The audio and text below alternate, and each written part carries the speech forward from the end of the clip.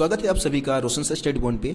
और आज की इस वीडियो में हम समझने वाले हैं 12th क्लास हिस्ट्री का पहला चैप्टर, जिसका नाम है ईंटें, मनके तथा अस्थियां। सो दोस्तों, इसमें हम हड़प्पा सभ्यता का इतिहास समझने वाले हैं। हड़प्पा सभ्यता के बारे में हम जानेंगे। तो जैसा कि 11th क्लास में आप लोगों का हिस्ट्री का कंप्लीट सिलेबस मैंने करवाया था, उसी तरीके से 12th क्लास में भी आपका कंप्लीट सिलेबस रोशन सर स्टडी पॉइंट पे करवाया जाएगा और एनिमेशन के थ्रू ही हम हर एक चैप्टर को समझने वाले हैं। ठीक है। तो दोस्तों, मैं आपको बता देना चाहूँगा कि एक भी टॉपिक मैं स्किप नहीं करने वाला हूँ। जैसे कि 11th क्लास में कुछ टॉपिक स्किप हो गए थे, छूट गए थे, बट 12th क्लास में ऐसा नहीं होने वाला है। 12th क्लास में एनसीईआरटी बुक में जितने भी टॉपिक बता रखे, जितने भी टॉपिक समझा रखे, हर एक टॉपिक को हम समझने वाले हैं, वो भी बिल्कुल आसान भाषा में, सरल भाषा में। ठीक है। तो चलिए अब स्टार्ट करते हैं। हम अपने इस चैप्टर की बात कर लेते हैं। कुछ जरा सा इंट्रोडक्शन आपको दे दूँ इस चैप्टर के बारे में। देखिए, इस चैप्टर में हम हड़प्पा सभ्यता का इतिहास समझने वाले हैं। भारतीय इतिहास में जो सबसे पहली जो सभ्यता जो विकसित हुई थी, जिसको हम हड़प्पा सभ्यता बोलते हैं, और इसको और भी नामों से जाना जाता है। जैसे कि इसको हम सिंधु घाटी की सभ्यता भी बोलते हैं, या फिर हम इसको मोहनजोदड़ो की सभ्यता भी बोलते हैं। तो देखिए, आपके इस चैप्टर का जो नाम है वो ईंटें, मनके तथा अस्थियां रखा गया है, लेकिन इसमें हम हड़प्पा सभ्यता के बारे में समझने वाले। तो सबसे पहले हम बात कर लेते हैं कि यार इस चैप्टर का नाम ईंटें, मनके तथा अस्थियां क्यों रखा गया। देखिए, हड़प्पा सभ्यता के बारे में जानकारी प्राप्त करने का जो सबसे मेन स्रोत है ना, वो ईंटें, मनके तथा अस्थियां ही है। जैसे आप 11वीं क्लास में मेसोपोटामिया की सभ्यता के बारे में आप समझे थे, तो मेसोपोटामिया की सभ्यता की जो लिपि थी उसके बारे में हमारे पास जानकारी है, उस लिपि का अध्ययन किया जा चुका है। लेकिन हड़प्पा सभ्यता की जो लिपि है उसका अध्ययन नहीं किया जा पाया है।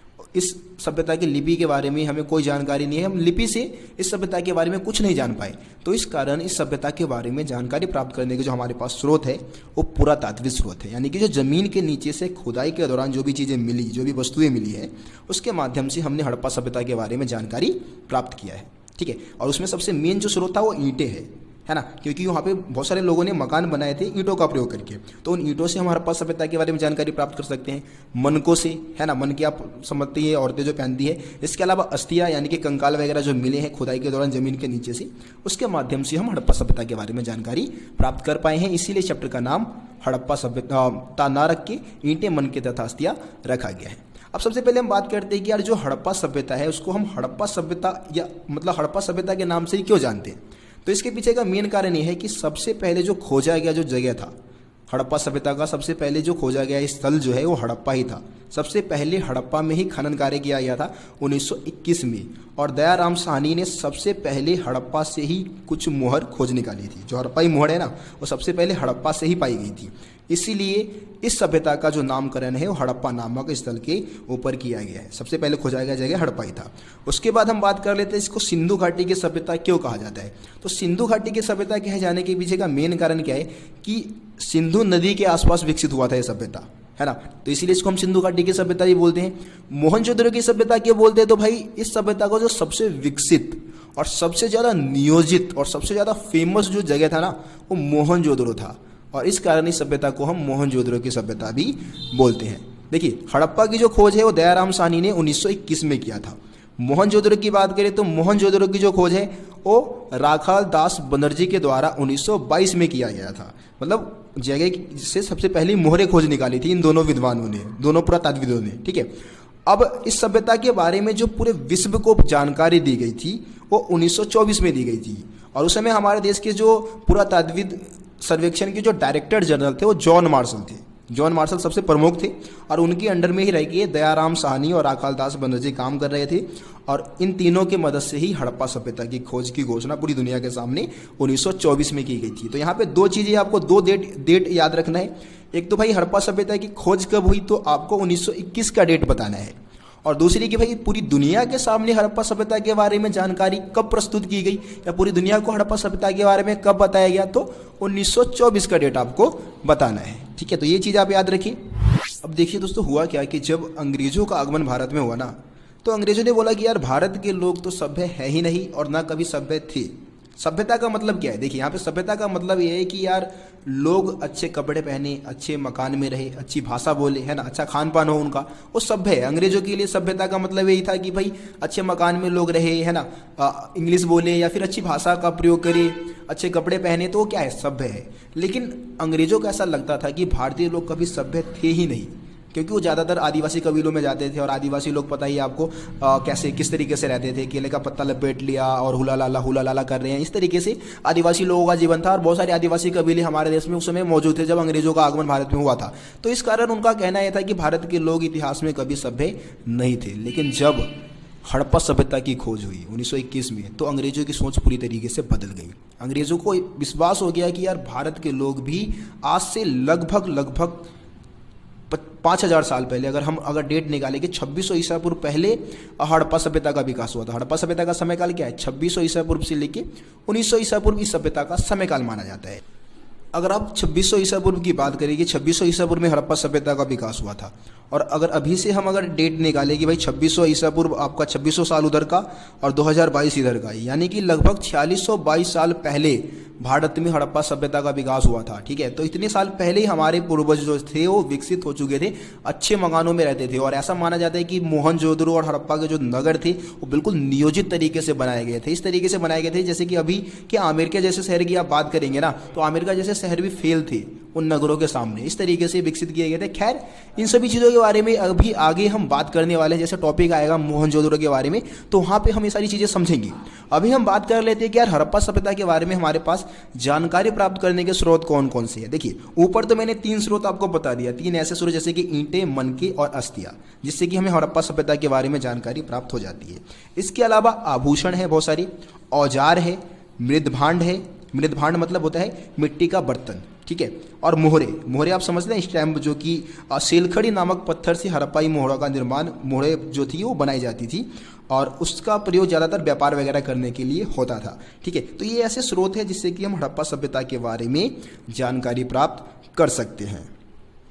और मेन चीज़ आपको पता है कि भाई हड़प्पा सभ्यता की लिपि का अध्ययन अभी तक नहीं किया जा चुका है। ठीक है, अब लिपि का कुछ चित्र है, मैं आपको दिखाता हूँ। यहाँ पे आपको बताना है कि भाई इस चित्र को देख के आप क्या समझते हैं। ठीक है, आप कमेंट में जरूर बताएं कि भाई ये चित्र से आपको क्या समझ में आता है। वैसे भाई विद्वान इस लिपि का अर्थ अभी तक नहीं निकाल पाए हैं। अगर आप अर्थ निकाल देते हैं तो इतिहास के पन्नों पे आपका नाम मैं दर्ज करवा दूंगा। ठीक है, कमेंट में आप जरूर बताइए कि भाई इस चित्र से आप क्या समझते हैं। ठीक है, अब आगे बढ़ते अगले टॉपिक की हम बात कर लेते हैं। दोस्तों, हम बात करते हैं हड़प्पा सभ्यता का विभाजन। अगर आप अपने एनसीईआरटी बुक में सबसे पहला टॉपिक देखें जो है आरंभ, उसमें बताया गया है कि हड़प्पा सभ्यता को हम 2 भागों में बांट के अध्ययन करते हैं।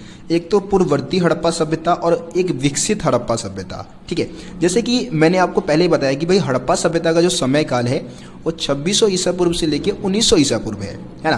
तो ये आपको पता है कि हड़प्पा सभ्यता के लोग बहुत ही अच्छे विकसित नगरों में रहते थे, अच्छी इमारतों में रहते थे, अच्छे मकान में रहते थे। लेकिन एकदम से वहाँ के लोग विकसित तो हुए नहीं होंगे, है ना। विकसित होने में बहुत ज़्यादा समय तो लगा होगा ना।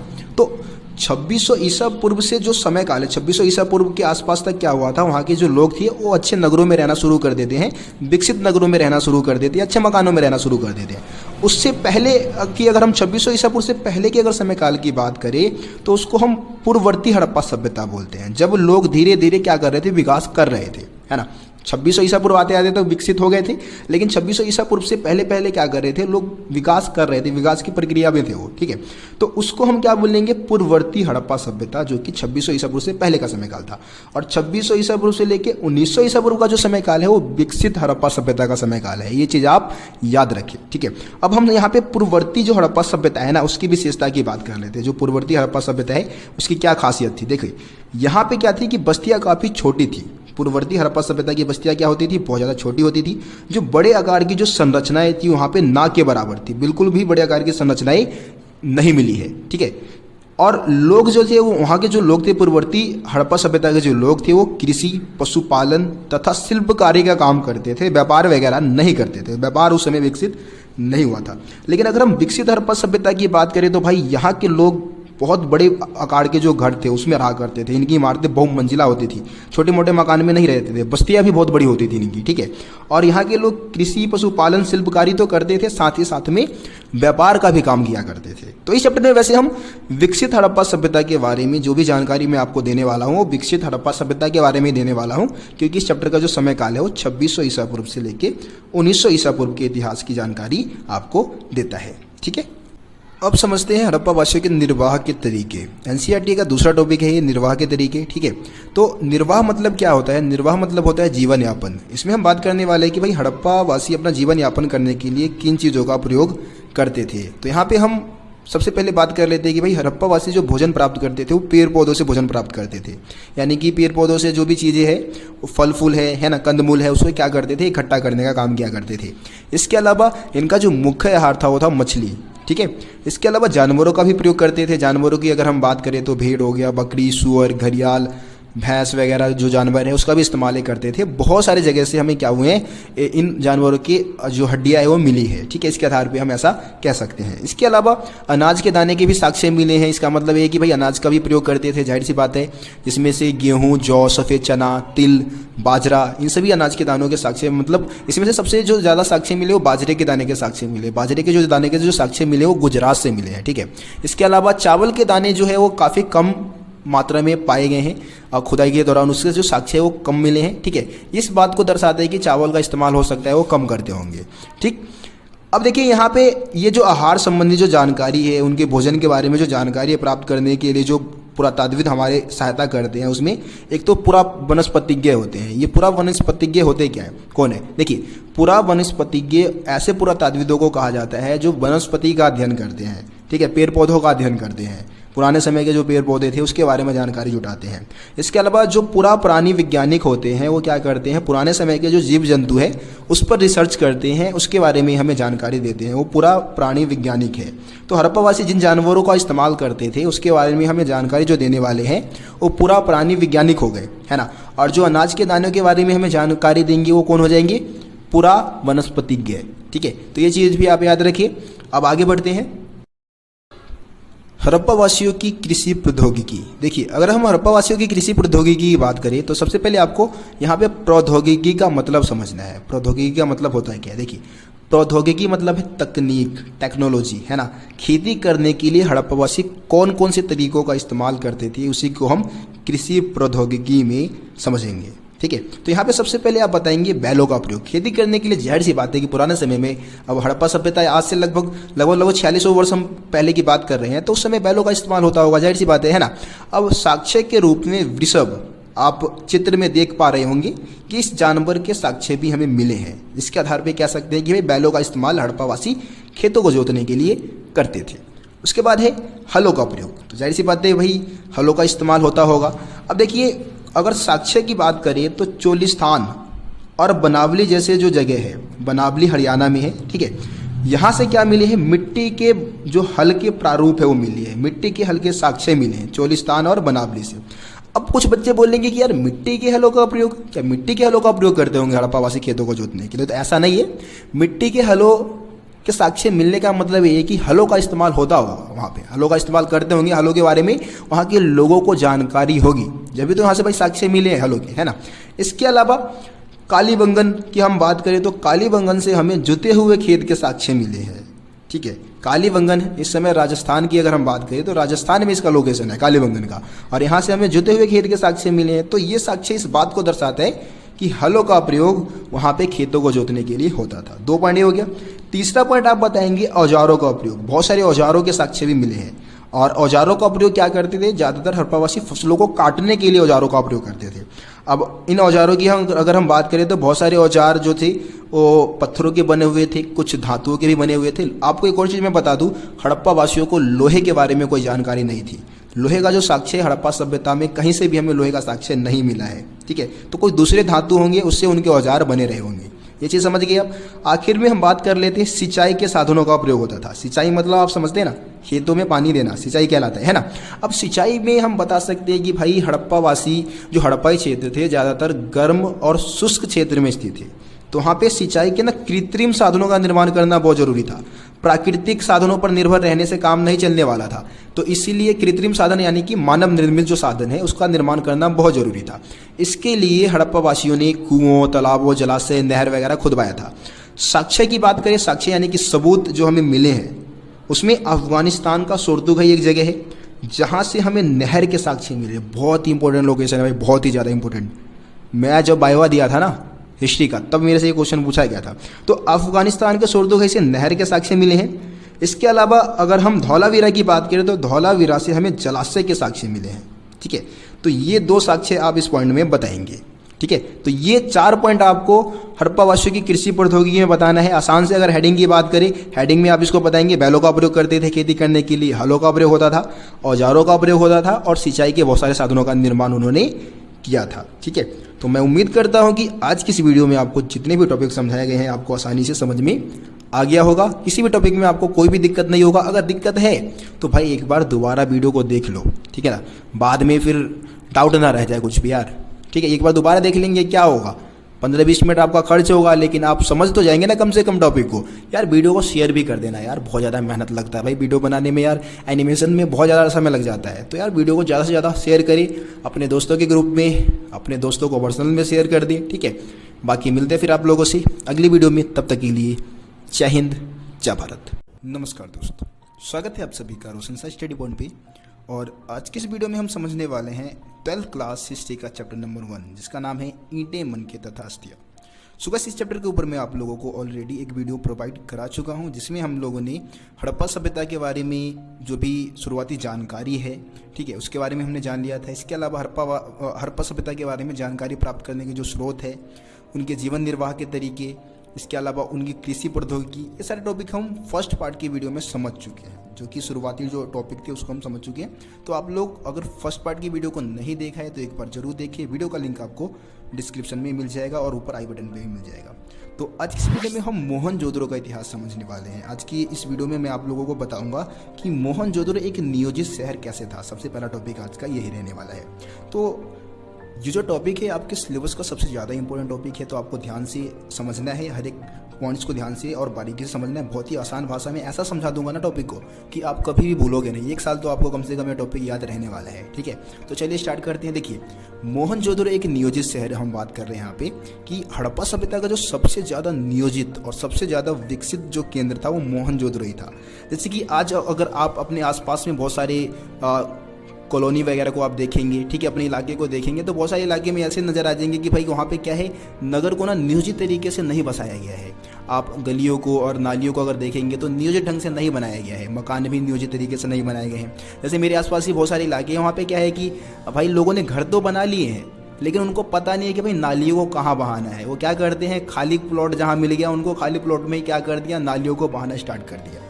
इससे क्या होता है भाई, मच्छर पनपते हैं और मच्छरी फिर क्या करते हैं, बीमारी फैलाते हैं, है ना। तो आज भी बहुत सारे ऐसे इलाके, दिल्ली जैसे शहर में बहुत सारे इलाके आपको दिख जाएंगे जो कि बिल्कुल भी नियोजित तरीके से नहीं बसाए गए हैं। लेकिन आज से हम लगभग 4600 साल पहले की बात कर रहे हैं जब मोहनजोदड़ो का विकास हुआ था। और मोहनजोदड़ो आज के भारतीय नगरों से भी बहुत ज़्यादा विकसित था वो, है ना। तो ऐसे कौन से पॉइंट इसमें हम बताएंगे जिससे कि मोहनजोदड़ो को एक नियोजित शहर बताता है। ऐसे कौन से कारण है जिससे कि मोहनजोदड़ो एक नियोजित शहर बनता है ना।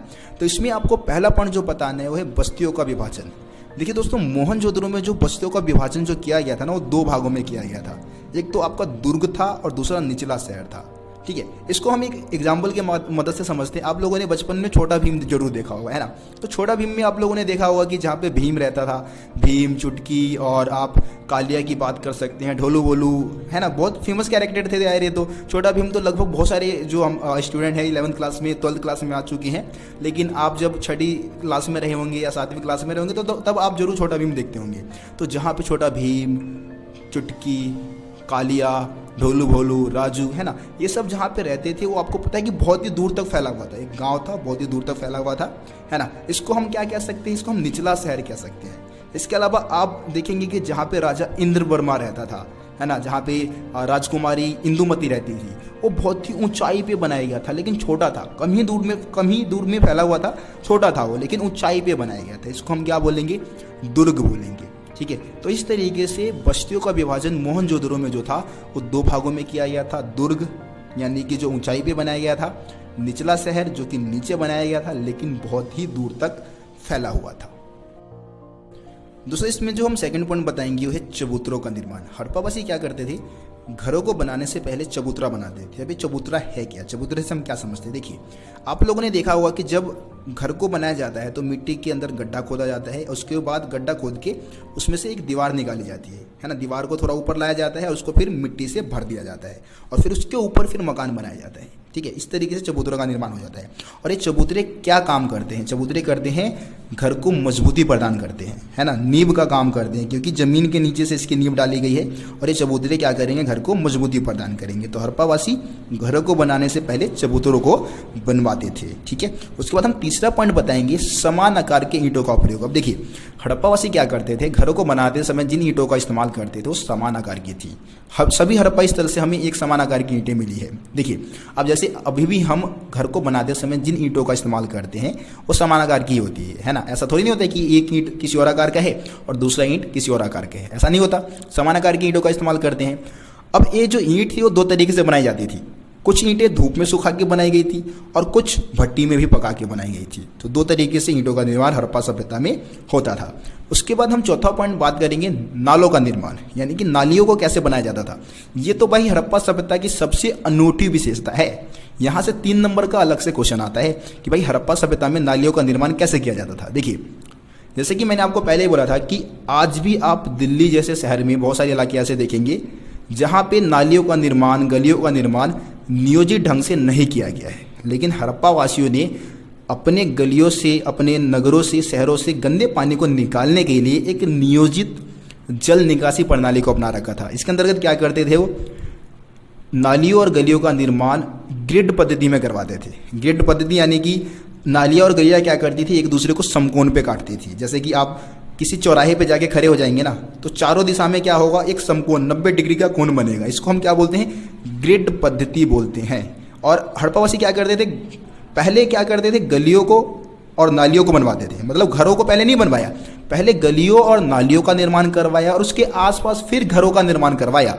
अब जैसे अब दिल्ली जैसे बहुत सारे शहर में, मतलब आप कुछ इलाके ऐसे देखेंगे जहाँ पे लोगों ने घर तो बना लिया है लेकिन गलियों का आता पता नहीं है। भाई गलियाँ कहाँ से निकालनी है, नालियों का आता पता नहीं है। इसीलिए उन्होंने क्या किया? खाली प्लॉट कहीं भी देखा और वहीं पे उन्होंने क्या कर दिया? नालियों को बहाना स्टार्ट कर दिया। और जो कि बीमारी का एक मेन कारण यही माना जाता है ना। डेंगू वगैरह जो फैल रहे हैं मच्छरों से फैलते हैं और मच्छर कहाँ से पनपते हैं?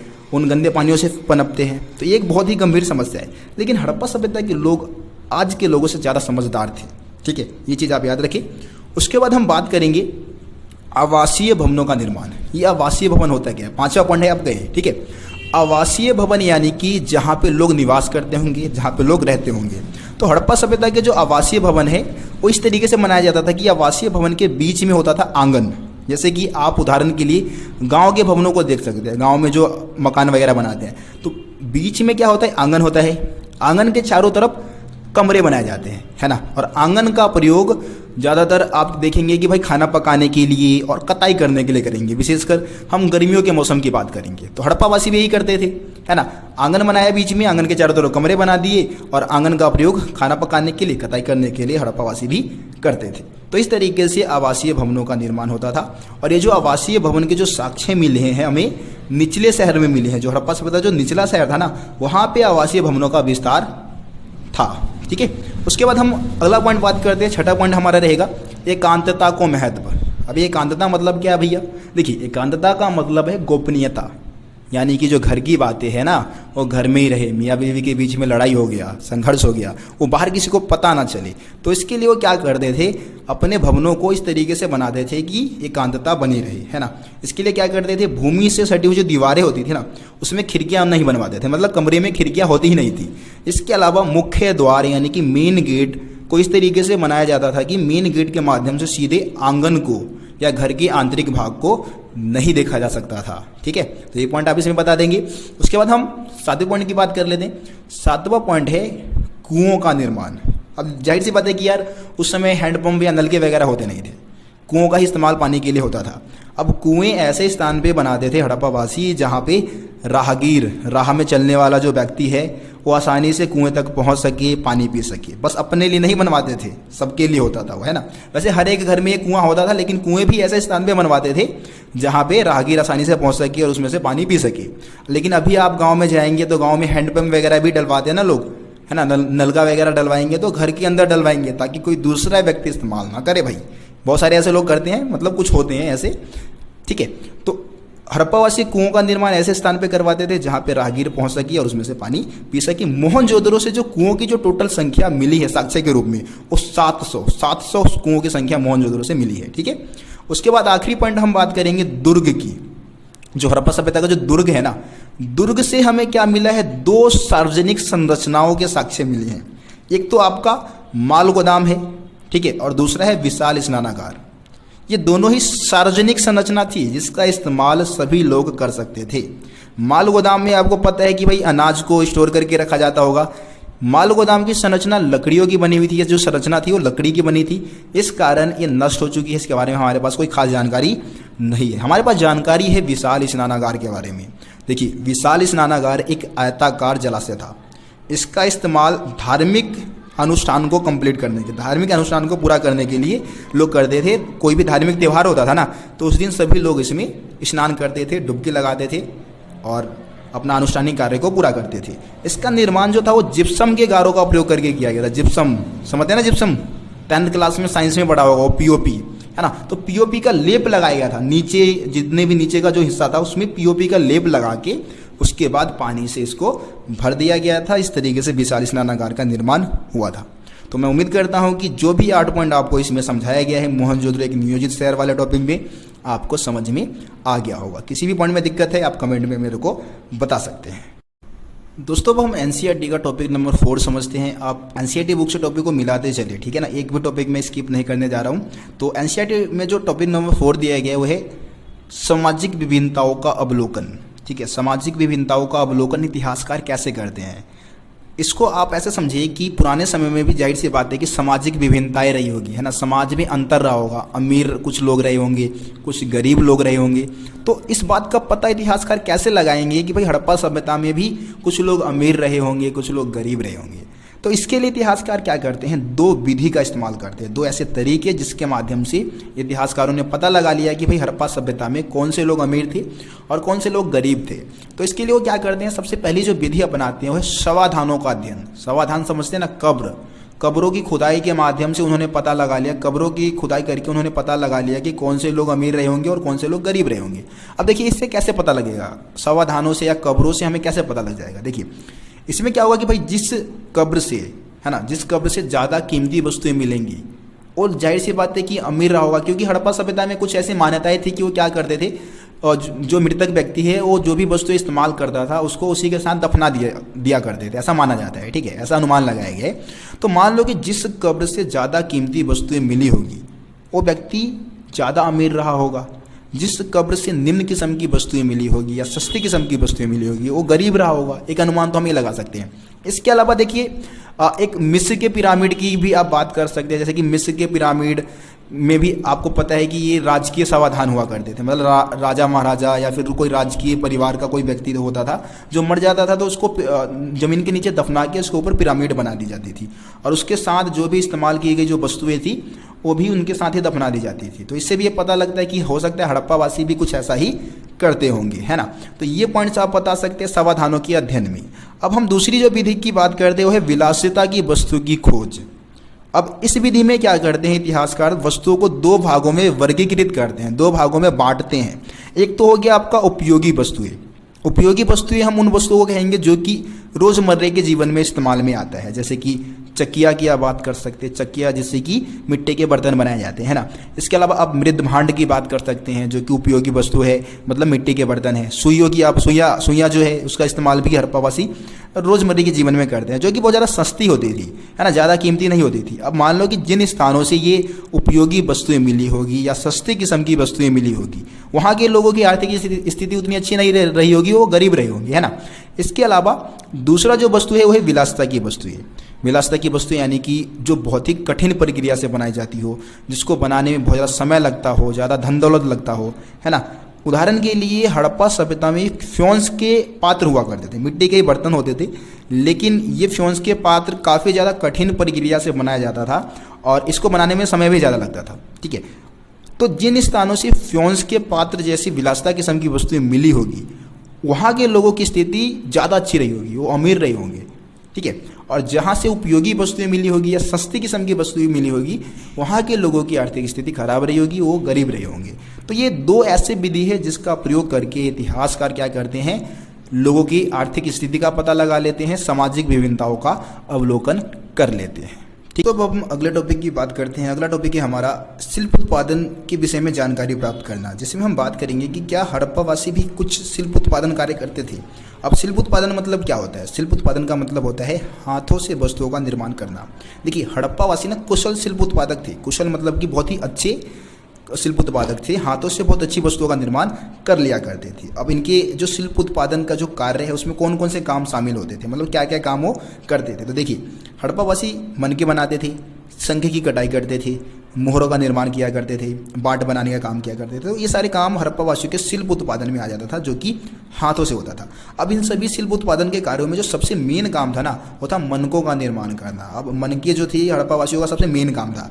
अब मनके जो बनाते थे वो अलग अलग आकार के मनके हड़प्पावासी बनाया करते थे। उनके मनके चकोराकार भी होता था, बेलनाकार भी होता था, कुछ गोलाकार भी मनके मिले हैं, कुछ ढोलाकार भी मनके मिले। अब मेरे को ये समझ में नहीं आता कि यार मनके ऐसे आकार के कैसे हो सकते थे, बट आपके बुक में भी बहुत सारे चित्र ऐसे दे रखे हैं, तो आप इसको देख ले एक बार। ठीक है, अब मनके बनाने के लिए जो प्रयुक्त पदार्थ है उसमें सबसे ज़्यादा सीलखड़ी का इस्तेमाल होता था। अब सीलखड़ी नामक जो पत्थर है, आपको पता है कि हड़प्पा में मोहड़े जो थी ना, वो भी सीलखड़ी नामक पत्थर से ही बनाई जाती थी, और मनके भी बनाने के लिए सीलखड़ी नामक पत्थर का इस्तेमाल होता था। सीलखड़ी नामक पत्थर बहुत ही मुलायम पत्थर होता था, जिस पे आसानी से काम किया जा सकता था, जिसका इस्तेमाल आसानी से किया जा सकता था। इसके अलावा आप कार्नेलियन की बात कर सकते हैं, जो कि पीले रंग के जो कच्चा माल होता था ना, उसको मनके के साथ मतलब आग में पकाकर उसको प्राप्त किया जाता था। और कार्नेलियन एक तरीके से लाल रंग का पदार्थ कह सकते हैं इसको, कुछ ऐसा ही आपके बुक में भी लिखा हुआ है। कार्नेलियर जो था वो लाल रंग का एक पदार्थ था, जिसको पीले रंग के कच्चे माल को मनकों के साथ आग की प्रक्रिया में मतलब पकाकर इसको प्राप्त किया जाता था। ठीक है, तो ये आप कार्नेलियन के बारे में आप बता सकते हैं। बहुत सारे बच्चों का क्वेश्चन भी रहता है कि भाई कार्नेलियन हमें समझ में नहीं आता, तो आप बता सकते हैं लाल रंग का एक पदार्थ। ठीक है, कुछ ऐसा ही आप बता सकते हैं इसके बारे में। अब हम बात करते हैं, अगला टॉपिक है कि इतिहासकार उत्पादन केंद्रों की पहचान कैसे करते हैं। जैसे कि आपको पता है कि हड़प्पावासी कुशल शिल्प उत्पादक थे, और बहुत सारी ऐसे जगह पे फैक्ट्रियाँ भी स्थापित कर रखी थी जहाँ पे वस्तुओं का निर्माण होता था। तो इतिहासकार इस बात का पता कैसे लगाए कि किन स्थानों पे उत्पादन केंद्र रहा होगा। तो उत्पादन केंद्रों का पता लगाने के लिए इतिहासकार क्या करते हैं, बहुत सारी वस्तुओं को ढूंढते हैं, जैसे कि शंख हो गया, तांबा के अयस्क हो गए, है ना, कच्चा माल हो गया, औजार हो गया, या कोई अपूर्ण वस्तु है, या त्याग दिया गया जो माल है जिसको त्याग दिया गया है, या फिर कूड़ा करकट। ठीक है, कूड़ा करकट जो है ना, कुछ कूड़ा करकट ऐसे हैं जो कि शिल्प उत्पादन के बारे में जानकारी प्राप्त करने के महत्वपूर्ण स्रोत माने जाते हैं। इसको भी हम एक एग्जाम्पल की मदद से समझ लेते हैं। देखिए, मान लीजिए कि किसी स्थान पे उत्पादन केंद्र है, कोई फैक्ट्री है, और वहाँ पे वस्तुओं का निर्माण हो रहा है। अब वस्तुओं को बनाते समय जाहिर सी बात है कि उसमें से कुछ कूड़ा करकट निकलेगा, और उस कूड़े करकट को उत्पादन केंद्र के आसपास ही मान लो कहीं क्या कर दिया गया, फेंक दिया गया, जो कि ज़मीन के नीचे क्या हो चुका है, दफन हो चुका है, दब चुका है। हजारों साल बाद वहाँ पे खुदाई होगा तो कूड़ा करकट जरूर मिलेंगे, और उस कूड़ा करकट की मदद से क्या कर लेंगे इतिहासकार, उत्पादन केंद्रों का पता लगा लेंगे। ठीक है, तो ये एक तरीका होता है उत्पादन केंद्रों का पता लगाने का। सो गाइस, मैं उम्मीद करता हूँ कि आपको आज की इस वीडियो में जितने भी टॉपिक समझाए गए हैं समझ में आ गया होगा। बाकी यार, वीडियो को ज़्यादा से ज़्यादा आप लोग शेयर कर दो, क्योंकि आप लोगों के लिए इतना मेहनत कर रहा हूँ, वीडियो बना रहा हूँ, है ना। और आप लोग अगर शेयर नहीं करेंगे, वीडियो पे व्यूज़ नहीं आएंगे, तो मेरे को मोटिवेशन कहाँ से मिलेगा। मोटिवेशन का आग चाहिए मेरे को, आग, जब भी जाके मैं आप लोगों के लिए ज़्यादा से ज़्यादा और बेहतरीन वीडियो बना पाऊँगा, है ना। तो यार, वीडियो को ज़्यादा से ज़्यादा शेयर करें, और बाकी मिलते हैं फिर आप लोगों से अगले वीडियो में। तब तक के लिए जय हिंद, जय भारत। स्वागत है आप सभी का रोशन सर स्टडी पॉइंट पे, और आज की इस वीडियो में हम समझने वाले हैं 12th क्लास हिस्ट्री का चैप्टर नंबर 1, जिसका नाम है ईंटें, मनके तथा अस्थियां। सो दोस्तों, फर्स्ट चैप्टर के ऊपर मैं आप लोगों को 2 वीडियो पहले ही प्रोवाइड करा चुका हूं, जिसमें हम लोगों ने बहुत सारे टॉपिक को समझ लिया है।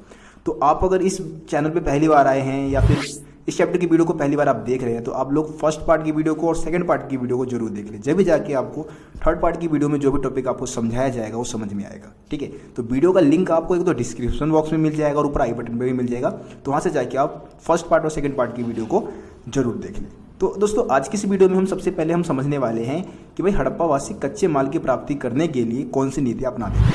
जैसा कि आपको पता है कि हम जब सेकंड पार्ट की वीडियो में, पिछली वीडियो में जो हम लास्ट टॉपिक समझे थे, जिसमें हमने बात किया था कि हड़प्पावासी कुशल शिल्प उत्पादक थे, यानी कि अच्छे तरीके से हाथों से वस्तुओं का निर्माण करते थे, जैसे कि मोहरों का निर्माण करना, पाटों का निर्माण करते थे वो, है ना। इसके अलावा मनके बनाते थे, बहुत सारे आभूषणों का निर्माण करते थे वो।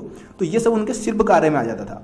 अब शिल्प उत्पादन करते समय उनको ना बहुत सारे कच्चे माल की जरूरत होती थी, रॉ मटेरियल की जरूरत होती थी। जैसे कि मान लीजिए कि मान लो सूती वस्त्र बनाना है, तो सूती वस्त्र बनाने के लिए कच्चा माल क्या होगा, कपास होगा, है ना।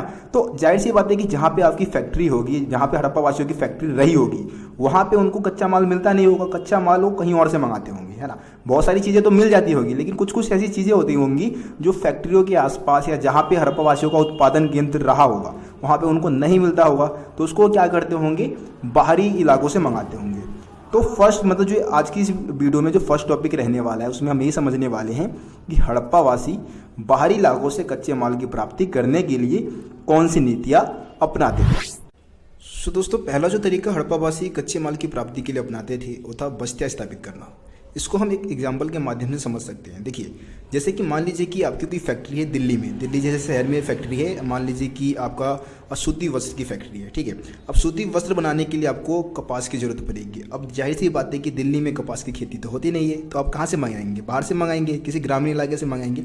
आप क्या कर सकते हैं, जहाँ से आप मान लीजिए कि आप बिहार से आप कपास मंगा रहे हैं, तो उसके लिए आप क्या कर सकते हैं, अपने कुछ लोगों का, अपने सगे संबंधी लोगों की बस्तियां बना सकते हैं बिहार में, ठीक है, जो आपको जानते हैं। और वहाँ पे बस्तियां स्थापित करके आप क्या कर सकते हैं, उन लोगों से आप संबंध भी बना सकते हैं, अच्छे संपर्क बना सकते हैं, और आसानी से आप कच्चे माल को वहाँ से मंगवा सकते हैं, है ना। तो हड़प्पावासी भी यही तरीका अपनाते थे। हड़प्पावासी उन स्थानों पर बस्तियों की स्थापना करवाते थे जहाँ से वो कच्चे माल को आसानी से मंगा सके। उदाहरण के लिए हम यहाँ पे नागेश्वर और बालाकोट की बात करेंगे।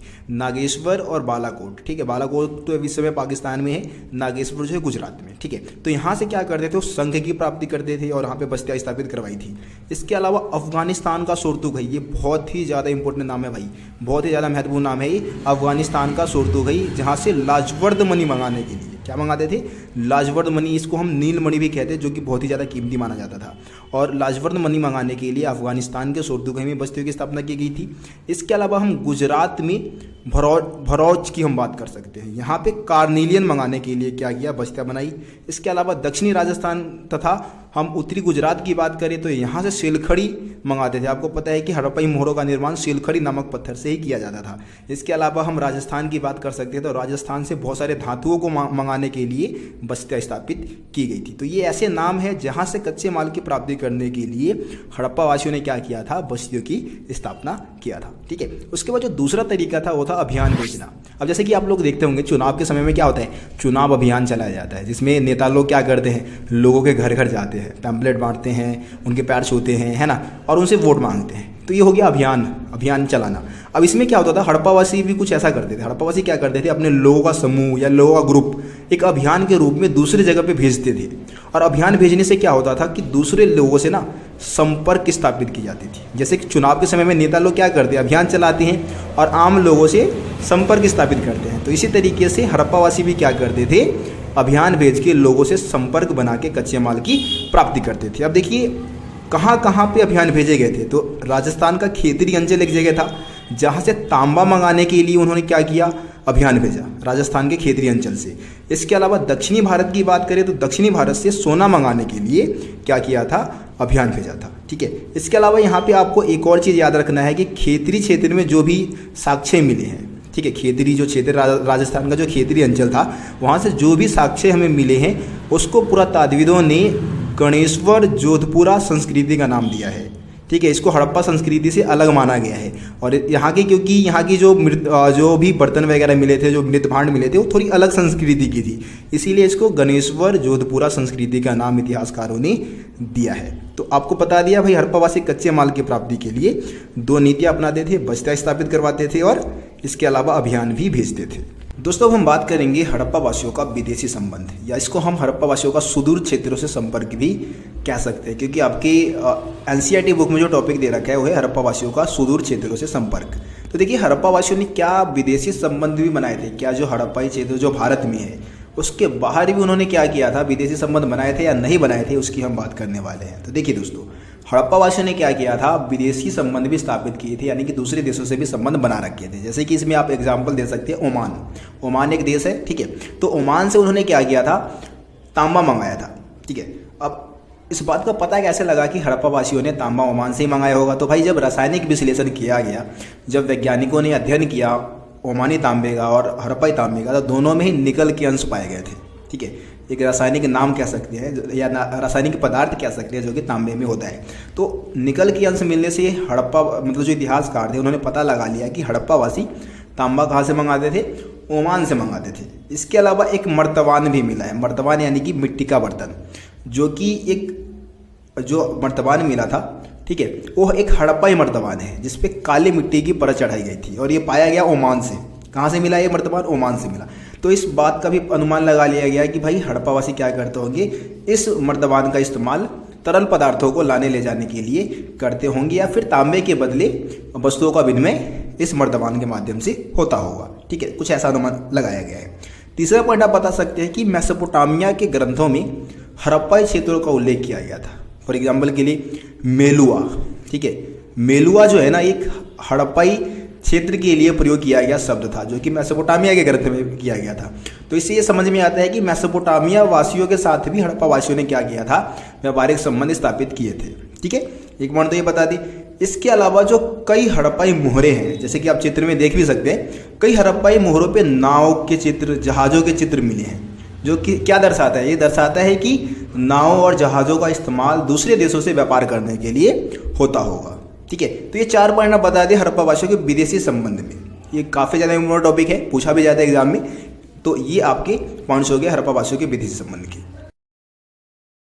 दोस्तों हम बात करेंगे मोहरे लिपि तथा बाट, जो टॉपिक है आपका एनसीईआरटी बुक में टॉपिक नंबर 7 है, ठीक है।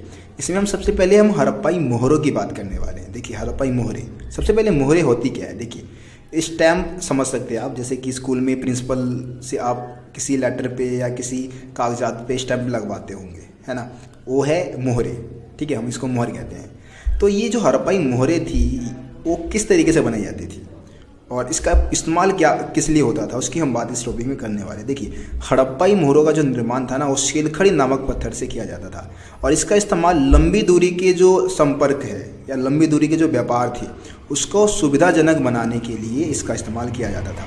इसको भी हम क्या कर सकते हैं, एक एग्जाम्पल के माध्यम से हम समझ सकते हैं। जैसे कि मान लीजिए कि हड़प्पा सभ्यता में एक व्यक्ति है जिसको अपनी सामान की एक पोटली को ना दूसरे गाँव भेजना है, ठीक है। तो क्या करेगा, अपने सामान की पोटली को बहुत अच्छे तरीके से बांध देगा, उसके मुंह को बांध देगा और उसके मुंह पे क्या करेगा, एक स्टैंप लगा देगा, ठीक है, एक मोहर लगा देगा। अब मोहर जो लगाया गया है उसको क्या किया उसने, उस सामान को दूसरी जगह पे भेज दिया, ठीक है। अब जब मोहर का निशान जो लगाया गया था, मान लो कि उस मोहर के निशान में कोई बदलाव नहीं हुआ जो उसने लगाया था उस व्यक्ति ने, तो इससे क्या पता लग जाएगा कि उस पोटली के साथ किसी प्रकार की कोई छेड़छाड़ नहीं की गई है। लेकिन अगर जो मोहर उस व्यक्ति ने लगाया था उसके साथ कुछ भी बदलाव हो गया, उस मोहर का कोई निशान मिट गया या कुछ भी हो गया, तो ये पता लगा लिया जाएगा कि हाँ भाई इस पोटली के साथ कोई छेड़छाड़ की गई है, इसमें से सामान कुछ गायब किया गया है, ठीक है। तो इस तरीके से लंबी दूरी वाले व्यापार को सुविधाजनक बनाने के लिए हड़प्पावासी मोहरों का इस्तेमाल किया करते थे, ठीक है। उसके बाद हम बात करते हैं हड़प्पाई लिपि की। देखिए हड़प्पाई लिपि समझते हैं, लिखने का एक विधि है लिपि। जैसे कि आपको पता है हमारी जो हिंदी भाषा की जो लिपि है उसको हम देवनागरी लिपि बोलते हैं, संस्कृत भाषा की जो लिपि है उसको भी हम देवनागरी लिपि ही बोलते हैं ना। तो हड़प्पाई लिपि जो है उसकी क्या विशेषताएं थी, आपको पता है कि भाई हड़प्पाई लिपि को अभी तक पढ़ा नहीं जा सका है, इस कारण हमें हड़प्पा सभ्यता के बारे में बहुत ही कम जानकारी है, ठीक है। तो हड़प्पाई लिपि की विशेषता में जो हम पहला पॉइंट बताएंगे वो है एक रहस्यमय लिपि। देखिए हड़प्पाई लिपि को एक रहस्यमय लिपि कहा जाता है क्योंकि इस लिपि का अध्ययन अभी तक विद्वान नहीं कर पाए हैं, है ना। उसके बाद हम बता सकते हैं चित्रमय लिपि। देखिए हड़प्पाई लिपि को एक चित्रमय लिपि बोला गया है, मतलब चित्रमय लिपि था ये, क्योंकि इसमें क्या था कि जितने भी शब्द मतलब कुछ भी इसमें दर्शाया जाता था ना, तो चित्रों के माध्यम से ही दर्शाया जाता था, ठीक है। तो इसीलिए इस लिपि को हम क्या बोलते हैं, चित्रमय लिपि बोलते हैं। इसके अलावा चिन्हों की संख्या हम बता सकते हैं। भाई हड़प्पाई लिपि में जो चिन्हों की संख्या थी ना वो 375 से लेकर 400 के बीच में थी। जैसे कि आप इंग्लिश की ही बात कर लो, अब इंग्लिश में कितने शब्द आपको कितने चिन्ह सीखने होते हैं, 26, है ना। इसी तरीके से आप अगर हिंदी की बात करें तो हिंदी में जो वर्णमाला है उसमें लगभग आप 48 या 52 के आसपास, है ना, इतने चिन्ह सीखने होते हैं। इसके अलावा हम मतलब जैसे कि हड़प्पा लिपि की बात करें तो 375 से लेके 400 चिन्हों की संख्या थी। और हड़प्पा सभ्यता में जो सबसे लंबा जो अभिलेख मिला है ना, उसमें 26 चिन्ह थे। ठीक है, आखिरी पॉइंट हम बताएंगे दाईं से बाईं ओर लिखा जाना। जो हड़प्पाई लिपि थी वो दाईं से बाईं ओर लिखी जाती थी। जैसे कि आप अगर हिंदी भाषा हम जो लिखते हैं वो बाईं ओर से स्टार्ट करते हैं, बाएं हाथ की तरफ से लिखना स्टार्ट करते हैं और दाईं ओर ख़त्म करते हैं। लेकिन हड़प्पावासी क्या करते थे, दाईं ओर से लिखना स्टार्ट करते थे और बाईं ओर ख़त्म करते थे। तो हड़प्पाई लिपि जो थी वो दाईं से बाईं ओर लिखी जाती थी। दोस्तों हम बात करेंगे हड़प्पाई बाट की विशेषता। ठीक है, तो यहाँ पे आप बाट समझते होंगे। बाट बिहार में इसको बट्टा बोलते हैं, जिसको हम तौलने के लिए तराजू बट्टा होता है ना। अब तो भाई कंप्यूटर वाले तराजू आ गए हैं, लेकिन पहले हम क्या करते थे, वो कांटे वाली तराजू का इस्तेमाल करते थे, जिसमें हम बट्टे का इस्तेमाल किया करते थे ना, बाट जिसको हम बोलते हैं। तो हड़प्पावासी भी क्या करते थे, चीज़ों को तौलने के लिए बाटों का इस्तेमाल किया करते थे। अब ये जो बाट थे वो चट नामक पत्थर से बने होते थे। अब ये चट नामक पत्थर भाई आप कहाँ से दिखाऊं मैं, चित्र वगैरह कुछ मिले ही नहीं मेरे को, गूगल पे भी सर्च किया मैं। ठीक है, तो चट नामक पत्थर से बनाए जाते थे। और अगर हम इसके आकार की बात करें तो ये होते थे घनाकार। ठीक है, चट नामक पत्थर से बनते थे, घनाकार होते थे। इसके अलावा जो इसका निचला मानदंड था, मतलब आपको पता है कि भाई बाट के 2 भाग होंगे।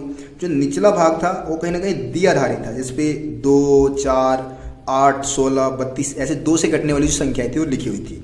इसके अलावा ऊपरी मानदंड की हम बात करें, जो ऊपरी भाग था वो दशमलव प्रणाली का अनुसरण करता था और दशमलव प्रणाली के अनुसार उस पर जो अंक थे वो लिखे गए थे, जैसे कि 10, 100 है ना, 1000, 10,000, लाख, 10 लाख, इस तरीके से। और जो छोटे बाट थे उसका प्रयोग आभूषणों को और मनकों को तौलने के लिए किया जाता था। तो ये आप हड़प्पाई बाटों के बारे में जो भी पॉइंट्स है उसमें आप बता सकते हैं। ठीक है, तो दोस्तों आज की इस वीडियो में इतना ही। जो भी टॉपिक मेरे को समझाने थे आज की वीडियो में मैंने समझा दिया है। बाकी आगे की जो वीडियो मतलब आगे की जो टॉपिक है वो आपको अगली वीडियो में समझाया जाएगा। ठीक है, तो मिलते हैं फिर आप लोगों से अगली वीडियो में। तब तक के लिए जय हिंद, जय भारत।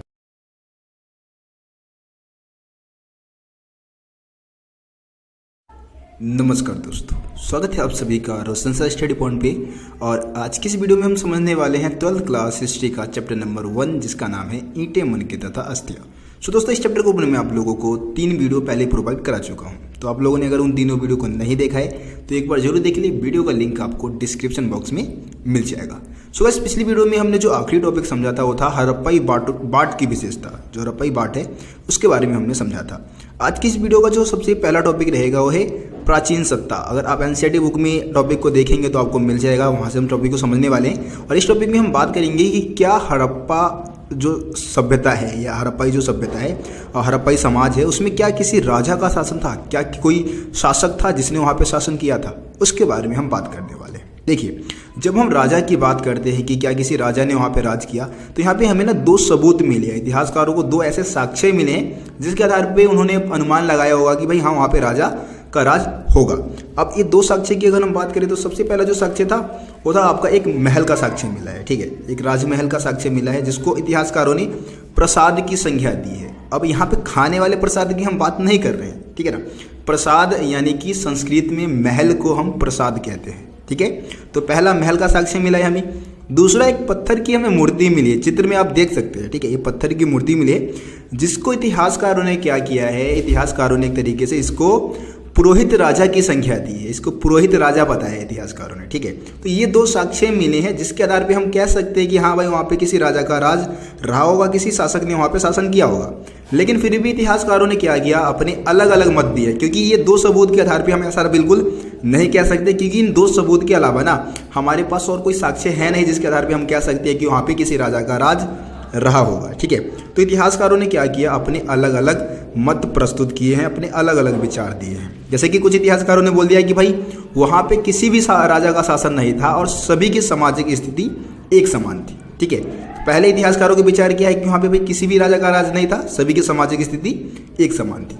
इसके अलावा कुछ इतिहासकारों ने बोला कि भाई वहाँ पे ना अलग अलग क्षेत्र के अलग अलग शासक थे। जैसे कि मान लो हड़प्पा एक क्षेत्र है, वहाँ का अलग राजा रहा होगा। मोहनजोदड़ो एक अलग क्षेत्र है, वहाँ का अलग राजा रहा होगा। या फिर मान लो कि कालीबंगन है, वहाँ का अलग राजा रहा होगा। मतलब जितने भी अलग अलग जो केंद्र थे ना, वहाँ के अपने खुद के राजा हुआ करते थे, ऐसा कुछ विद्वानों का मानना है। आखिरी जो तीसरे विद्वान थे उनका मानना था कि हड़प्पाई समाज में केवल एक राजा का राज था और ये कहीं ना कहीं सही भी सिद्ध होता है थोड़ा। जैसे कि आप बात करें कि भाई पूरे हड़प्पाई समाज में जो नगर नियोजन की पद्धति थी वो एक जैसी थी। जैसे नालियों को एक ग्रिड पद्धति में बनाया जाता था, घर को बनाते समय एक जैसी ईंटों का इस्तेमाल होता था। तो ये सारी चीज़ें इस बात को दर्शाता है कि कोई एक राजा रहा होगा, है ना, जो इस सारे नियोजन के कार्य को संभालता होगा। पूरे नगर नियोजन की जो प्रक्रिया थी पूरे हड़प्पाई सभ्यता में जितने भी, चाहे वो कालीबंगन की बात कर लो, आप मोहनजोदड़ो की बात कर लो, या फिर आप चन्होदरो की बात कर लो, या फिर आप हड़प्पा की बात कर लो, हर जगह से समान आकार की ईंटें मिली है। नगर नियोजन की जो प्रक्रिया थी वो एक जैसी थी। तो कहीं ना कहीं एक राजा रहा होगा जब भी तो वो सारे जगह पे एक जैसी नगर नियोजन की पद्धति को अपनाया होगा, जो कि नालियाँ जो थी वो ग्रेड पद्धति में बनाई जाती थी। तो ये सारी चीज़ें एक राजा के मदद से ही हुआ होगा, है ना। तो ये जो तीसरे इतिहासकारों को जो विद्वान है, मतलब जो विचार है ना, वो कहीं ना कहीं सही सिद्ध होता है। वहाँ पे किसी एक राजा का राज रहा होगा, ठीक है। तो यहाँ पे आपको ये सारे पॉइंट्स बताने हैं। मैं उम्मीद करता हूँ कि आपको ये टॉपिक समझ में आ गया होगा।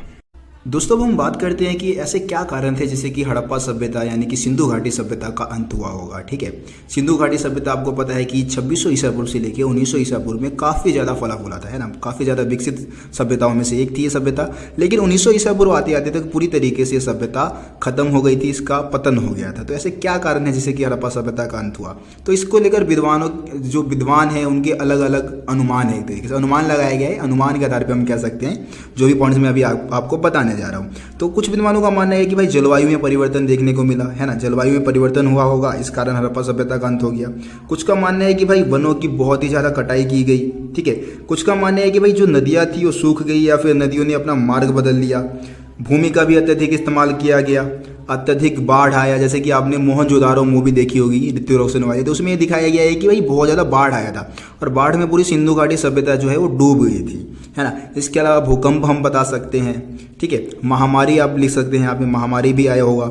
अब इसके अलावा भी कुछ और भी ठोस कारण आप बता सकते हैं, जैसे कि विशिष्ट पूरा वस्तुओं का समाप्त होना, जैसे कि मोहरे है ना, हड़प्पाई मोहरे जो थी। या फिर आप बता सकते हैं कि भाई जो हड़प्पाई बाट है वो भी क्या हो गया, उसको बनाने की जो कला थी एक तरीके से हड़प्पावासी कहीं भूल गए, या फिर वो उनको बनाने की जो कला थी वो समाप्त हो गई। इसके अलावा लंबी दूरी वाले जो व्यापार थे वो भी समाप्त हो गए। शिल्प विशेषज्ञता भी क्या हो गया, समाप्त हो गया, यानी कि जो हाथों से जो चीज़ों को बनाते थे ना वो भी कहीं ना कहीं समाप्त हो गया। इसके अलावा आवास निर्माण करने की जो तकनीक थी वो भी कहीं ना कहीं ख़त्म हो गई। तो ये सारे ऐसे कारण हैं जिससे कि हड़प्पा सभ्यता का अंत हुआ होगा, ठीक है। ये प्रमुख कारण माने जाते हैं हड़प्पा सभ्यता के अंत के। काफ़ी आसान है, आप आसानी से इसको याद भी कर सकते हैं। दोस्तों, हम बात करते हैं हड़प्पा सभ्यता की खोज, ठीक है। एनसीईआरटी में टॉपिक नंबर 10 जो है वो हड़प्पा सभ्यता की खोज के बारे में बता रखा है। वैसे कुछ चीज़ें मैंने आप लोगों को चैप्टर की शुरुआत वाली जो वीडियो है ना उसी में बता दिया था, फिर भी मैं एक बार आपको दोबारा बता देना चाहूँगा। जैसे कि आपको पता है कि जो हड़प्पा सभ्यता है उसकी खोज 1921 में की गई थी दयाराम साहनी के द्वारा। मतलब सबसे पहला जो खोजा गया जो स्थल था ना वो हड़प्पा ही था, और हड़प्पा की जो खोज है वो दयाराम साहनी के द्वारा 1921 में की गई थी। उसके अगले ही वर्ष यानी कि 1922 में मोहनजोदड़ो की खोज की गई थी। किसके द्वारा? तो राखाल दास बनर्जी के द्वारा। और इसमें जॉन मार्शल की एक विशेष भूमिका मानी जाती है, क्योंकि जॉन मार्शल ने 1924 में इन दोनों साक्ष्यों के आधार पर क्या किया था, पूरी दुनिया के सामने सिंधु घाटी सभ्यता के बारे में लोगों को जानकारी दी थी। मतलब पूरी दुनिया में एक तरीके से घोषणा कर दी थी सिंधु घाटी सभ्यता के बारे में, ठीक है।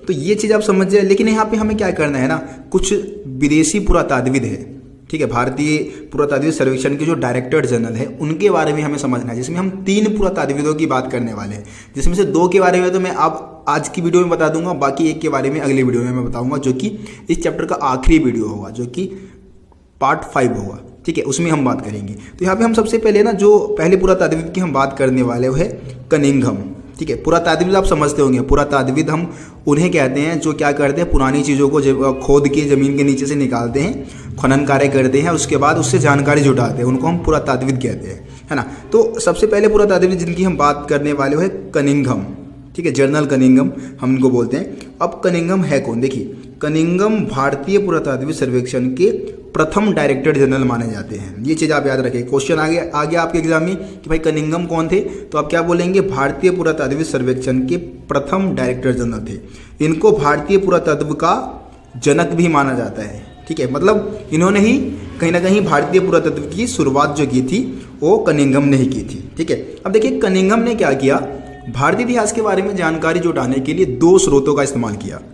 एक तो भाई 4वीं से 7वीं सदी में ना चाइना से कुछ बौद्ध तीर्थयात्री भारत में यात्रा करने आए थे और उन्होंने अपनी यात्रा के दौरान क्या किया, कुछ वृत्तांत लिखे थे, यात्रा वृत्तांत लिखे, कुछ दस्तावेज या ग्रंथ लिखे।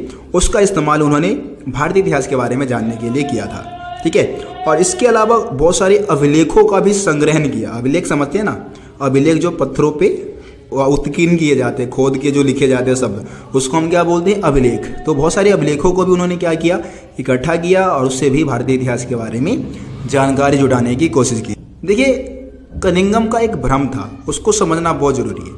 अब इनका भ्रम क्या है, ठीक है, मतलब भ्रम में डूबे हुए थे, गलत फहमी था इनका कि ये मानते थे कि जो भारतीय सभ्यता है ना, उसका विकास ना गंगा घाटी के आसपास हुआ है, सिंधु घाटी के आसपास नहीं हुआ है। लेकिन सच्चाई क्या है, सच्चाई क्या थी आपको पता है कि भाई भारतीय सभ्यता का जो विकास है वो सिंधु नदी के आसपास हुआ, सिंधु घाटी के आसपास। लेकिन ये महाशय क्या मानते थे कि भाई भारतीय सभ्यता का जो विकास है वो तो गंगा घाटी के आसपास हुआ है। तो यही कनिंघम का भ्रम था जो कि आपके एग्जाम में पूछा जाता है, ठीक है। दोस्तों, अब हम जॉन मार्शल के बारे में जान लेते हैं। जॉन मार्शल कौन थे? देखिए, जॉन मार्शल भी भारतीय पुरातात्विक सर्वेक्षण के डायरेक्टर जनरल थे। अगर आपके एग्जाम में क्वेश्चन आया था जॉन मार्शल कौन थे, तो क्या बताएंगे, भारतीय पुरातात्विक सर्वेक्षण के डायरेक्टर जनरल थे। और इन्होंने ही क्या किया था, सिंधु घाटी में जो नई सभ्यता की खोज की जो घोषणा है, यानी कि हड़प्पा सभ्यता के बारे में पूरी दुनिया को बताने का काम किसने किया था, जॉन मार्शल ने किया था। देखिए, जॉन मार्शल जो है वो यूनान और क्रीट से अपने कार्यों का अनुभव लेकर आए थे। 2 देश जहाँ से इन्होंने स्टडी की थी, मतलब पढ़ाई की थी, यूनान और क्रीट। और ये एक पेशेवर पुरातात्विद माने जाते हैं। भारत के पहले पेशेवर पुरातात्विद किसको माना जाता है, जॉन मार्शल को माना जाता है, ठीक है। और इन्होंने क्या किया था, अपने इन्हीं सभी अनुभवों के आधार पे सिंधु घाटी में नई सभ्यता की खोज की घोषणा की थी। यहाँ पे मैं एक व्यक्ति का नाम आपको बताना चाहूँगा जिनका नाम है एस.एन. राव, ठीक है। एस.एन. राव ने एक पुस्तक लिखी थी, उस पुस्तक का नाम था the story of Indian archaeology, ठीक है। इसमें इन्होंने बताया था कि जॉन मार्शल ने भारत को जहाँ पाया ना, उससे लगभग 3000 साल पीछे छोड़ा था। मतलब कहीं ना कहीं सिंधु घाटी के बारे में जानकारी देने का काम किया था। इसीलिए ये बात इन्होंने क्या जॉन मार्शल के बारे में कहा था, ठीक है। वैसे जॉन मार्शल का भारतीय इतिहास में एक विशेष योगदान तो माना जाता है, लेकिन उनकी खोज की कुछ कमियां भी है, ठीक है।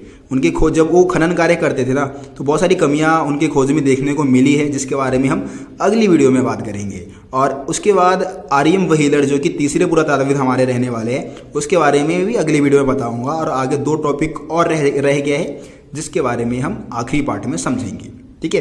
तो मिलते हैं फिर आप लोगों से अगली वीडियो में। तब तक के लिए जय हिंद, जय भारत। और यार वीडियो को यार ज़्यादा से ज़्यादा शेयर भी कर देना, ठीक है।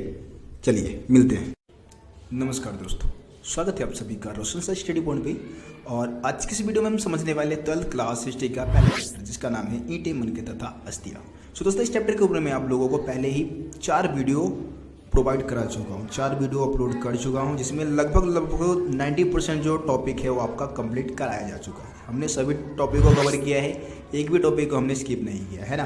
तो जैसे आप वीडियो को देख रहे होंगे और एनसीईआरटी बुक से भी आप टॉपिक को मिला रहे होंगे, तो आपको पता चल गया होगा ये बात कि रोशन सर स्टडी पॉइंट पे आपको हर एक टॉपिक को समझाया जा रहा है, वो भी बिल्कुल आसान और सरल भाषा में। तो जब हम पिछली वीडियो की बात कर रहे थे, पिछली वीडियो को हम समझ रहे थे, तो उसमें हमने आखिरी में जॉन मार्शल की बात की थी, है ना। जॉन मार्शल जिनके अंडर में रह के दयाराम साहनी और राखालदास बनर्जी ने हड़प्पा सभ्यता की खोज में एक विशेष योगदान दिया था। तो हमने जॉन मार्शल के बारे में बात कर लिया था कि भाई जॉन मार्शल भारतीय पुरातात्विक सर्वेक्षण के डायरेक्टर जनरल थे, है ना। और इनकी खोज की कमी को हम समझने वाले हैं। जब ये खनन कार्य करते थे किसी जगह पे, तो इनकी खोज की कुछ कमियां थी, खनन कार्य की कुछ कमियां थी, उसको हम आज की इस वीडियो में समझने वाले हैं। देखिए, जॉन मार्शल कहीं भी खनन कार्य करते थे ना, तो वहाँ जो टीला जो होता था, उस टीले का अध्ययन वो समान क्षैतिज इकाई के आधार पर करते थे, ठीक है। अब बहुत सारे बच्चों को टीले का अर्थ पता नहीं होगा, ये टीला होता क्या है। देखिए, टीला होता क्या है कि कुछ लंबे समय से क्या हो रहा है, किसी स्थान को कुछ लोग प्रयोग में ला रहे हैं, है ना। अब क्या होगा कि मान लो कि पुराने लोगों ने क्या किया, उस स्थान का त्याग कर दिया और उस स्थान पे कुछ नए लोग आकर बस गए। तो इस तरीके से क्या होगा कि कुछ मलबे जमीन के नीचे दबे रह जाएंगे, कुछ अवशेष दबे रह जाएंगे और एक टीले के रूप में बदल जाएंगे, है ना। अब उस टीले से हम क्या कर सकते हैं, जो पुरातात्विद है वो बहुत सारी जानकारी जुटा सकते हैं। उस जानकारियों के माध्यम से हम क्या कर सकते हैं, इतिहास के बारे में बहुत कुछ पता कर सकते हैं। अब जॉन मार्शल भी खनन कार्य करते थे। खनन कार्य के दौरान क्या होता था, उनको बहुत सारे टीले मिलते थे, मिट्टी के टीले या फिर पत्थर के टीले मिल रहे। तो उसका जो अध्ययन है ना, वो समान क्षैतिज इकाई के आधार पर करते थे, ठीक है। टीले के स्तर विन्यास जो है ना, मतलब अलग अलग जो भाग है उसका अध्ययन वो सही तरीके से नहीं कर पाते थे। ये इनकी खोज की कमी थी। अब इससे क्या होता था कि बहुत सारी जानकारी जो हमें टीले से मिल सकती थी, एक ही टीले से हमें बहुत सारी जानकारियाँ मिल सकती थी, वो हमेशा के लिए क्या हो जाती थी, लुप्त हो जाती थी, गायब हो जाती थी, वो मिल ही नहीं पाती थी। ठीक है, ये जॉन मार्शल की खोज की कमी थी। उसके बाद जॉन मार्शल के बाद एक पुरातात्विक है जिनका नाम है R.E.M. व्हीलर। ठीक है, जो कि तीसरे पुरातात्विक है ना। सबसे पहले हमने कनिंघम की बात की थी, उसके बाद जॉन मार्शल, और ये आ गए अब R.E.M. व्हीलर। अब देखिए R.E.M. व्हीलर ने क्या किया, जॉन मार्शल की खोज की जो कमियां थी ना उसको दूर किया, मतलब उसका निदान किया। उन्होंने बोला कि हमें क्या करना चाहिए, किसी भी टीले का ना स्तर विन्यास को समझना चाहिए। समान क्षैतिज आधार पे हमें ना टीले का अध्ययन नहीं करना चाहिए, हमें टीले के अलग अलग स्तर विन्यास को समझना चाहिए और उसके आधार पे हमें टीले का अध्ययन करना चाहिए। ये R.E.M. व्हीलर ने कहा था। R.E.M. व्हीलर भी भारतीय पुरातात्विक सर्वेक्षण के डायरेक्टर जनरल थे और 1944 में ये भारतीय पुरातात्विक सर्वेक्षण के डायरेक्टर जनरल बने थे। ठीक है, तो ये R.E.M. व्हीलर के बारे में बस इतना ही आपके बुक में बता रखा है। दोस्तों, इसके बाद जो आपकी NCERT बुक में जो टॉपिक दे रखा है वो है अतीत को जोड़कर पूरा करने की समस्या। इस टॉपिक में हम बात करने वाले हैं कि इतिहासकार अतीत का निर्माण कैसे करते हैं, है ना। जैसे कि आप लोगों ने हड़प्पा सभ्यता के बारे में पूरा भाई चैप्टर तो पढ़ लिया है, लेकिन हड़प्पा सभ्यता के इतिहास की जानकारी कैसे प्राप्त की गई, हड़प्पा सभ्यता के बारे में हम कैसे जानते हैं, क्योंकि आपको पता है कि भाई हड़प्पा सभ्यता की लिपि का तो यार अर्थ ही नहीं निकाला जा सका है। तो लिपि से या लिखित रूप में हमारे पास कोई जानकारी है ही नहीं हड़प्पा सभ्यता के बारे में, है ना। तो इतिहासकारों ने हड़प्पा सभ्यता के इतिहास की रचना कैसे की होगी, तो इसके लिए इतिहासकारों ने क्या किया, पुरा वस्तुओं की प्राप्ति की। पुरा वस्तु आप समझते हैं ना, जो पुरानी चीज़ें हैं उसको खोजा, ज़मीन के नीचे खनन कार्य करके ज़मीन के नीचे से चीज़ों को खोजा और उसके माध्यम से उन्होंने क्या किया, हड़प्पा सभ्यता के इतिहास की रचना की। जैसे कि हम पुरा वस्तुओं की बात करें तो औजार बोल सकते हैं, आप आभूषण की बात कर सकते हैं, आप मृद भांड की बात कर सकते हैं, जैसे कि हड़प्पाई बाट हो गई, मोहरे, है ना, अस्थियाँ, बहुत सारी हड्डियाँ, है ना, बहुत सारे कब्र मिले हैं। उसके माध्यम से इतिहासकारों ने क्या किया है, हड़प्पा सभ्यता के इतिहास की रचना की है। अब मान लो कि सबसे पहला काम तो इतिहासकार क्या करेंगे, इतिहास की रचना के लिए वस्तुओं की प्राप्ति कर ली, उसके बाद वो क्या करते हैं, खोज का वर्गीकरण करते हैं। अब खोज के वर्गीकरण में इतिहासकार क्या करेंगे, दो चीज़ें करेंगे। एक तो भाई कोई भी वस्तु जो मिली है ना वो कहाँ से मिली है, क्या छत पे मिली है, नाली में मिली है, या फिर स्नानागार में मिली है, कहाँ पे मिली है, इस चीज़ का पता लगा लेंगे। दूसरा चीज़ क्या करते हैं इतिहासकार, वस्तुओं का प्रयोग का पता लगाते हैं कि भाई वस्तु का उपयोग किन कामों के लिए होता था। जैसे कि हम अगर बात कर ले कि भाई जैसे बाट के इस्तेमाल की हम बात करते हैं, बाट उस समय हड़प्पावासी भी क्या करते थे, चीज़ों को तौलने के लिए करते थे, और अभी भी हम बाटों का इस्तेमाल किस लिए करते हैं, चीज़ों को तौलने के लिए करते हैं। तो इस अब किसी वस्तु के उपयोग का पता लगाने के लिए क्या करेंगे ना, पुरानी वस्तु जो मिली है ना उसका एक तरीके से तुलना करेंगे अभी के समय की वस्तुओं से, और उसके बाद पता लगा लेंगे कि भाई किसी वस्तु का इस्तेमाल उस समय किस काम के लिए होता था। जैसे कि मैंने एग्जाम्पल दिया आपको बाट का, अभी भी हम बाटों का इस्तेमाल वस्तुओं को तौलने के लिए करते हैं, पुराने समय में भी हड़प्पावासी भी क्या करते थे, बाटों का इस्तेमाल वस्तुओं को तौलने के लिए ही करते थे। ठीक है, तो ये सारे ऐसे तरीके हैं जिसके माध्यम से इतिहासकार क्या करते हैं, अतीत का निर्माण करते हैं, इतिहास के बारे में जानकारी प्राप्त करते हैं। तो मैं उम्मीद करता हूँ कि आपको ये समझ में आ गया होगा जो भी पॉइंट्स मैंने आपको इसमें समझाया है। दोस्तों, हम इस चैप्टर के आखिरी टॉपिक की बात कर लेते हैं, जो कि है हड़प्पावासियों की धार्मिक मान्यताएं, यानी कि धार्मिक विशेषताएं, जिसमें हम बात करने वाले हैं कि जो हड़प्पावासी थे वो कौन सी देवी देवताओं की आराधना करते थे, पूजा करते थे। ठीक है, तो यहाँ पे आपको ना सबसे पहला जो पॉइंट बताना है वो है मातृदेवी की पूजा। देखिए, आपको चित्र में दिख रहा होगा कि एक स्त्री की मूर्ति मिली है जो कि आभूषणों से लदी हुई पाई गई है ना, और इसको इतिहासकारों ने संज्ञा दी है मातृदेवी की, जिसके आधार पर कह सकते हैं कि भाई इतिहासकार जो है वो मातृदेवी की पूजा करते होंगे। उसके बाद दूसरा पॉइंट आप बता सकते हैं शिव की पूजा। अब शिव की पूजा भी हड़प्पावासी करते थे। ठीक है, बहुत सारी ऐसी मोहरे मिली है ना, हड़प्पाई मोहरे, उस पर क्या है कि एक व्यक्ति को दिखाया गया है जो कि भव्य है, मतलब आलती पालती मार के बैठा हुआ है, और उसके चारों तरफ बहुत सारे जानवरों ने क्या कर रखा है, घेरा लगा रखा है, जिसमें बैल, गेंडे की बात की गई है। ठीक है, और दूसरे जानवर हैं उनकी बात की गई है, जो जिन्होंने क्या कर रखा है, चारों तरफ से घेरा लगा रखा है। और ऐसा किसके साथ होता है, शिव के साथ। आपको पता है शिव के साथ नंदी, बैल और दूसरे जानवर वगैरह जो है उनके साथ हमेशा रहते हैं ना। तो इस आधार पर इतिहासकारों ने अनुमान लगाया है कि भाई हड़प्पावासी शिव की पूजा भी करते होंगे। तीसरा पॉइंट आप बता सकते हैं प्रकृति यानी कि पेड़ पौधों की पूजा भी हड़प्पावासी करते थे। कई मोहरों पे पेड़ के निशान मिले हैं, साक्ष्य मिले हैं जिसमें धागे वगैरह लपेटे हुए थे। तो इसके आधार पर पता लगता है कि भाई हड़प्पावासी प्रकृति की यानी कि पेड़ पौधों की पूजा भी करते थे। आखिरी पॉइंट आप बता सकते हैं शिवलिंग की पूजा। ठीक है, शिवलिंग की बात कर रहे हैं कि भाई शिव की पूजा ना लिंग के रूप में भी करते थे, साक्ष्य के रूप में आप देख भी सकते हैं, चित्र में आपको दिख रहा होगा कुछ शिवलिंग टाइप का ही है ये पत्थर। ठीक है, और इस साक्ष्य के आधार पर इतिहासकारों ने अनुमान लगाया है कि हड़प्पावासी शिवलिंग की पूजा भी करते थे।